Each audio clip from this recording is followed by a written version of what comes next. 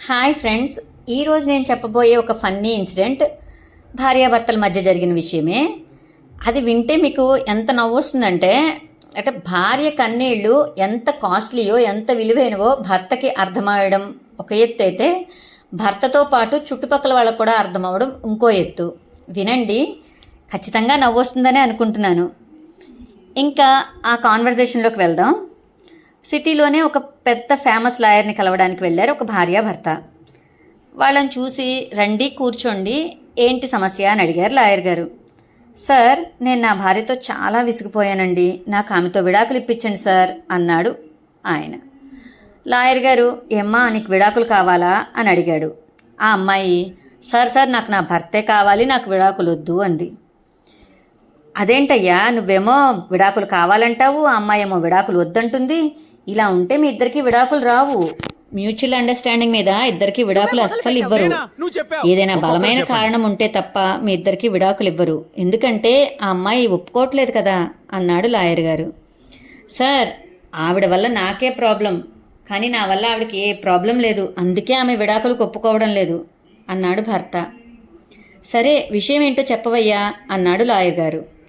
Sir, ఏదైనా గొడవ జరిగితే ఆడవాళ్ళు ఏడవడం అన్నది చాలా కామన్, కానీ ఇక్కడ ప్రాబ్లం ఏంటంటే మా ఆవిడ కన్నీళ్ళు చాలా కాస్ట్లీ సార్, అంత ఖరీదు అంత ఎఫర్ట్ నేను పెట్టలేకపోతున్నాను సార్ అన్నాడు భర్త. కన్నీళ్ళు ఖరీదేంటయ్యా అన్నాడు లాయరు. సార్, భార్యాభర్తలు అన్నాక ఏవో ఒక చిన్న చిన్న గొడవలు వస్తాయి. ప్రతి చిన్న గొడవకి ఏడుస్తుంది సార్ మా ఆవిడ, అదే పెద్ద సమస్య అన్నాడు భర్త. చూడు బాబు, ఏడిస్తే ఏడిచింది ఆ అమ్మాయి, అదంత పెద్ద మ్యాటర్ కాదు కదా, అయినా నువ్వు నాకు విషయం క్లియర్గా చెప్పట్లేదు అన్నాడు లాయర్. సార్, రోజు మొత్తంలో మా ఇద్దరి మధ్యన ఒక్కసారైనా ఏదో ఒక గొడవ జరుగుతుంది. చిన్న విషయానికి కూడా ఈవిడ ఏడవడం మొదలవుతుంది. నేనైతే పెద్దగా రియాక్ట్ అవ్వను, ఈవిడ చాలా రియాక్ట్ అయ్యి ఏడవడం మొదలు పెడితే కళ్ళల్లోంచి కన్నీళ్ళు వస్తాయి. ఆ కళ్ళల్లోంచి కన్నీళ్లు రావడంతో కళ్ళకున్న ఐలైనర్ పోతుంది, కళ్ళకున్న మస్కారా పోతుంది, బొగ్గలకేసుకున్న బ్లష్ పోతుంది, పెదాలకున్న లిప్స్టిక్ పోతుంది. ఇవెంత కాస్ట్లీయో సార్, ఒక్క ఏడుపు వల్ల రోజుకి 600 ఖర్చు అవుతుంది సార్. ఇట్లా ఏడవడం అయిపోగానే మళ్ళీ మేకప్ వేసుకుంటుంది సార్ అన్నాడు భర్త.